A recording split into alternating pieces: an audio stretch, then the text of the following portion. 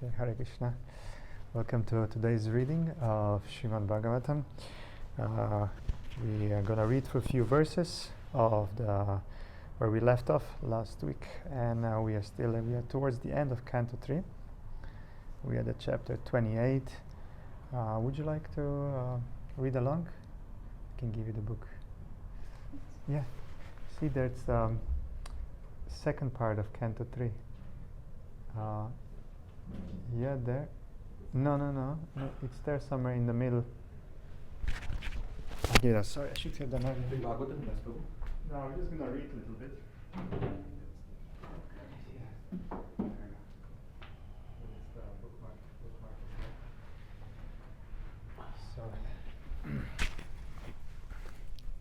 So, Hare Krishna, we're going to read a few verses of Bhagavatam, like we do every Wednesday.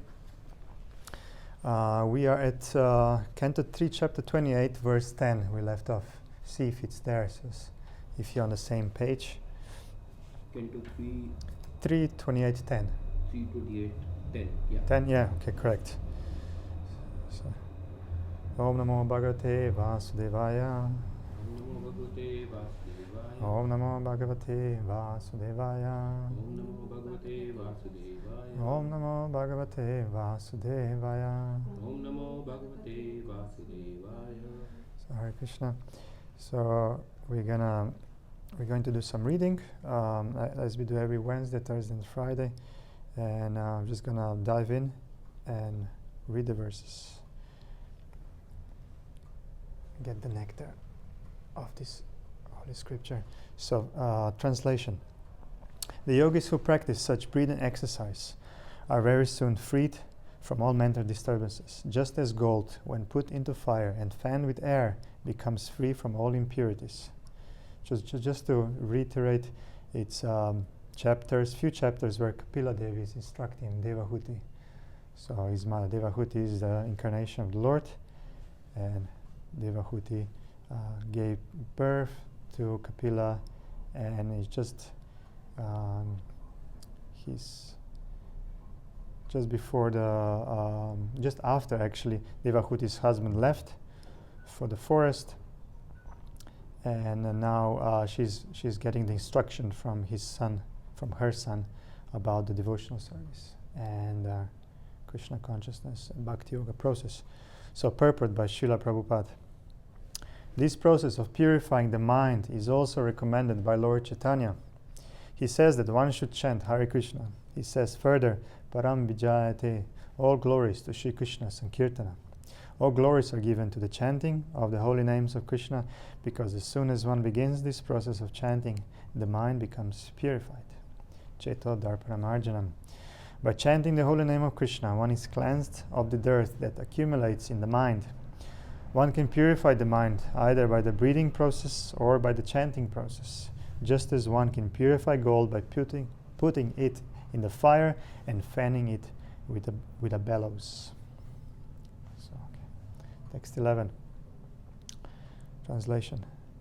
By practicing the process of pranayama, one can eradicate the contamination of his physiological condition, and by concentrating the mind, one can become free from all sinful activities. By restraining the senses, one can free himself from material association, and by meditating on the Supreme Personality of Godhead, one can become free from the three modes of material attachment. Purport. According to Ayurvedic medical science, the three items, kapha, pitta, and vayu, phlegm, bile, and air, maintain the physiological condition of the body. Modern medical science does not accept this physiological analysis as valid, but the ancient Ayurvedic process of treatment is based upon these items. Ayurvedic treatment concerns itself with the cause of these three elements, which are mentioned in many places in the Bhagavatam as the basic conditions of the body. Here it is recommended that by practicing the breathing process of pranayama, one can be released from contamination created by the principal physiological elements. By concentrating the mind, one can become free from sinful activities, and by withdrawing the senses, one can free himself from material association. Ultimately, one has to meditate on the Supreme Personality of Godhead in order to be elevated to the transcendental position where he is no longer affected by the three modes of material nature. It is also confirmed in the Bhagavad Gita that one who engages himself in unalloyed devotional service at once becomes transcendental to the three modes of material nature and immediately realizes his identification with Brahman. Sa gunan samatityaetan brahma bhuyaya kalpate. Bhagavad Gita 14:26. For every item in the yoga system, there is a parallel activity in Bhakti Yoga. But the practice of Bhakti Yoga is easier for this age. What was introduced by Lord Chaitanya is not a new interpretation. Bhakti Yoga is a feasible process that begins with chanting and hearing. Bhakti Yoga and other yogas have as their ultimate goal the same personality of Godhead, but one is practical and the others are difficult. One has to purify his physiological condition by concentration and by restraint of the senses. Then he can fix his mind upon the Supreme Personality of Godhead. That is called Samadhi. 12. When the mind is perfectly purified by this practice of yoga, one should concentrate on the tip of the nose with half-closed eyes and see the form of the Supreme Personality of Godhead. Purport. It is clearly mentioned here that one has to meditate upon the expansion of Vishnu. The word Kashtam refers to Paramatma, the expansion of Vishnu. Bhagavata refers to Lord Vishnu, the Supreme Personality of Godhead. The Supreme Godhead is Krishna. From him comes the first expansion, Baladeva, and from Baladeva comes Sankarsana, Aniruddha, and many other forms, followed by the Purusha avatars. As mentioned in the previous verses, Purusharchanam, this Purusha is represented as the Paramatma, or Supersoul. A description of the Supersoul upon whom one must meditate will be given in the following verses. In this verse it is clearly stated that one must meditate by fixing the vision on the tip of the nose and concentrating one's mind on the Kala, or the plenary expansion of Vishnu. Text 13. The Supreme Personality of Godhead has a cheerful, lotus-like countenance with ruddy eyes like the interior of a lotus and swarthy body like the petals of a blue lotus. He bears a conch, discus, and mace in 3 of his hands. That's the description. Purport. It is definitely recommended herein that one concentrate his mind upon the form of Vishnu. There are 12 different forms of Vishnu which are described in teachings of Lord Chaitanya. One cannot concentrate his mind on anything void or impersonal. The mind should be fixed on the personal form of the Lord, whose attitude is cheerful as described in this verse.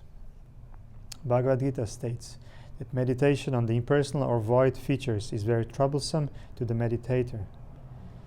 Those who are attached to the impersonal or void features of meditation have to undergo a difficult process because we are not accustomed to concentrating our minds upon anything impersonal. Actually, such concentration is not even possible. Bhagavad Gita also confirms that one should concentrate his mind on the personality of Godhead. The color of the personality of Godhead, Krishna, is described here as Nilotpana Dala, meaning that it is like that of a lotus flower with petals tinted blue and white. People always ask why Krishna is blue. The color of the Lord has not been imagined by an artist. It is described in authoritative scripture. In the Brahma Samhita also, the color of Krishna's body is compared to that of a bluish cloud.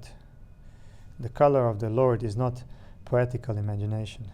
There are authoritative descriptions in the Brahma Samhita, Srimad bhagavatam, Bhagavad Gita, and many of the Puranas of the Lord's body, his weapons, and all other paraphernalia. The Lord's appearance is described here as Padma Garbha Runekshanam.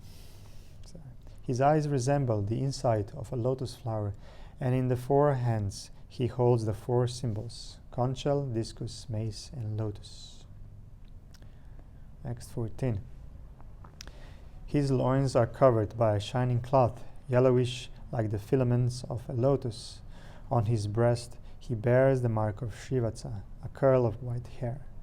The brilliant Kaustuba gem is suspended from his neck. Purport. The exact color of the garment of the Supreme Lord is described as saffron yellow, just like the pollen of a lotus flower. The Kaustuba gem hanging on his chest is also described. His neck is beautifully decorated with jewels and pearls. The Lord is full in 6 opulences, one of which is wealth. He is very richly dressed with valuable jewels which are not visible within this material world. Text 15. He also wears around his neck a garland of attractive sylvan flowers, and a swarm of bees, intoxicated by its delicious fragrance, hums about the garland. He is further superbly adorned with a pearl necklace, a crown and pairs of armlets, bracelets, and anklets. Purport. From this description, it appears that the flower garland of the Supreme Personality of Godhead is fresh. Actually, in Vaikuntha, or the spiritual sky, there is nothing but freshness. Even the flowers picked from the trees and plants remain fresh, for everything in the spiritual sky retains its originality and does not fade. The fragrance of the flowers picked from the trees and made in the garlands does not fade, for both the trees and the flowers are spiritual. When the flower is taken from the tree, it remains the same. It does not lose its aroma. The bees are equally attracted to the flowers, whether they are on the garland or on the trees. The significance of spirituality is that everything is eternal and inexhaustible. Everything taken from everything remains everything, or as has been stated, in the spiritual world 1 minus 1 equals 1, and 1 plus 1 equals 1. The bees hum around the fresh flowers, and their sweet sound is enjoyed by the Lord. The Lord's bangles, necklace, crown, and anklets are all bedecked with invaluable jewels. Since the jewels and pearls are spiritual, there is no material calculation of their value. Text 16. His loins and his hips encircled by a girdle, he stands on the lotus of his devotee's heart. He is most charming to look at, and his serene aspect gladdens the eyes and souls of the devotees who behold him. Purport. Darshaniyatana tamam, which is used in this verse, means that the Lord is so beautiful that the devotee yogi does not wish to see anything else. His desire to see beautiful objects is completely satisfied by the sight of the Lord. In the material world, we want to see beauty, but the desire is never satisfied. Because of material contamination, all the propensities we feel in the material world are ever unsatisfied. But when our desires to see, hear, touch, etc. are dovetailed for the satisfaction of the Supreme Personality of Godhead, they are on the level of the topmost perfection. Although the Supreme Personality of Godhead in his eternal form is so beautiful and pleasing to the heart of the devotee, he does not attract the impersonalists who want to meditate on his impersonal aspect. Such impersonal meditation is simply fruitless labor. The actual yogis, with half-closed eyes, fix on the form of the Supreme Personality of Godhead, not upon anything void or impersonal. Text 17. The Lord is eternally very beautiful, and he is worshipable by all the inhabitants of every planet. He is ever youthful and always eager to bestow his blessing upon his devotees. Purport. The word Sarvaloka Namashkritam means that he is worshipable by everyone on every planet. There are innumerable planets in the material world and innumerable planets in the spiritual world as well. On each planet there are innumerable inhabitants who worship the Lord, for the Lord is worshipable by all but the impersonalists. The Supreme Lord is very beautiful. The word Shashvat is significant. It is not that he appears beautiful to the devotees, but is ultimately impersonal. Shashvat means ever existing. That beauty is not temporary, it is ever existing. He is always youthful.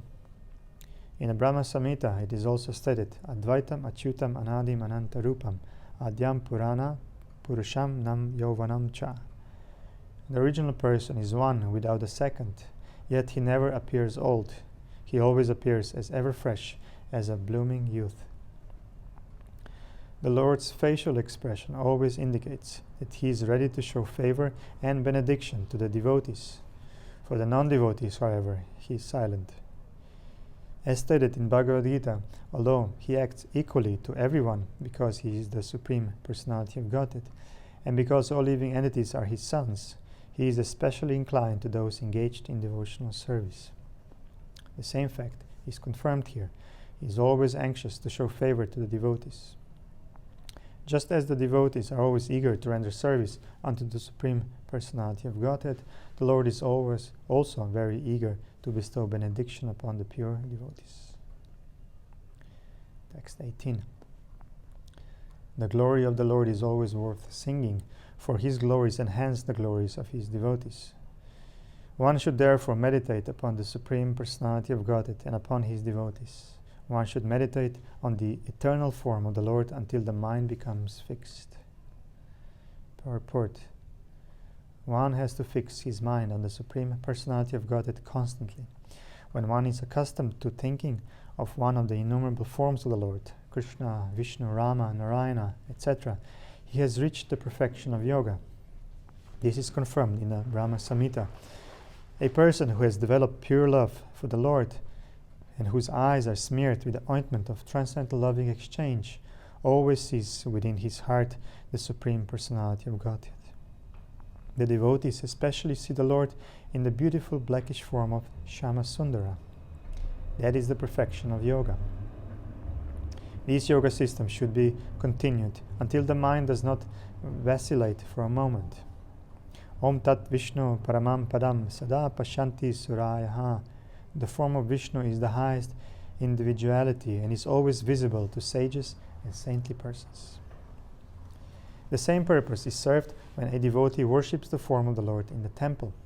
There is no difference between devotional service in a temple and meditation on the form of the Lord, since the form of the Lord is the same whether he appears within the mind or in some concrete element. There are 8 kinds of forms recommended for the devotee to see. The forms may be made out of sand, clay, wood, or stone. They may be contemplated within the mind or made of jewels, metal, or painted colors. But all the forms are of the same value.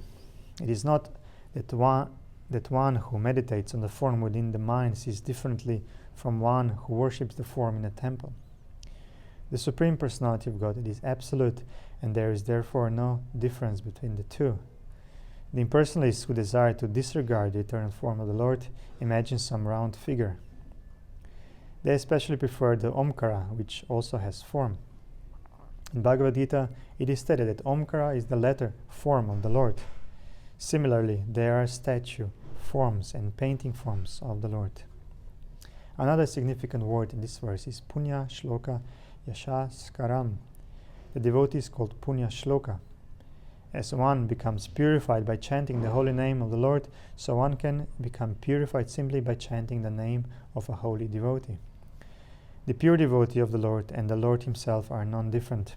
It is sometimes feasible to chant the name of a holy devotee. This is a very sanctified process. Lord Chaitanya was once chanting the holy names of the gopis when his students criticized him. Why are you chanting the names of the gopis? Why not Krishna? Lord Chaitanya was irritated by the criticism, and so there was some misunderstanding between him and his students. He wanted to chastise them for desiring to instruct him on the transcendental process of chanting. The beauty of the Lord is that the devotees who are connected with his activities are also glorified. Arjuna, Prahlada, Janaka Maharaj, Bali Maharaj, and many other devotees were not even in the renounced order of life, but were householders. Some of them, such as Prahlad Maharaj and Bali Maharaj, were born of demoniac families. Prahlada Maharaj's father was a demon, and Bali Maharaj was the grandson of Prahlad Maharaj. But still, they have become famous because of their association with the Lord. Anyone who is eternally associated with the Lord is glorified with the Lord. The conclusion is that a perfect yogi should always be accustomed to seeing the form of the Lord, and unless the mind is fixed in that way, he should continue practicing yoga. So now we're gonna practice some yoga, some hatha yoga, if not mistaken. So we end today's reading short, hopefully sweet, and see you tomorrow for reading 6:30. So, Srimad bhagavatam ki jai. Srila Prabhupada ki. Thank you.